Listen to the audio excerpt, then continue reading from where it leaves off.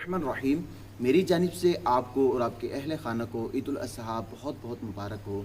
ईद उल अज़हा में कुर्बानी की जाती है, तो कुर्बानी करने का मतलब ये नहीं कि सारे गोश्त को अपने ही फ्रिज में स्टॉक कर लिया जाए या उस गोश्त को सिर्फ अपने उन दोस्त अहबाब और रिश्तेदारों के घर भेजा जाए कि जहाँ से हमें गोश्त आने की उम्मीद हो।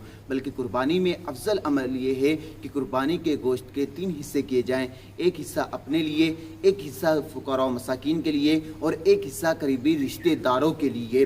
और अफजल यही अमल है। अगर कोई कुर्बानी का गोश्त सारा अपने लिए ही रख लेता है तो भी कुर्बानी अदा हो जाएगी, लेकिन अफजल अमल नहीं होगा। और कुर्बानी के गोश्त में फ़ुक़रा व मसाकीन को याद रखा जाए, क्योंकि वो पूरा साल जो है गोश्त से महरूम रहते हैं और गोश्त खा नहीं सकते। उन्हें ईद उल अज़हा में ही उम्मीद होती है कि कहीं से गोश्त आ जाएगा और वो गोश्त खा लेंगे, तो इसलिए उन्हें याद रखा जाए। अल्लाह ताला मुझे और आपको दीन मतीन पर चलने की तौफीक अता फरमाए। हम दीनी मसाइल सीखें, हमारे लिए रोज़मर्रा के मसाइल आसान हो। आमीन बिजाहि नबिल आमीन।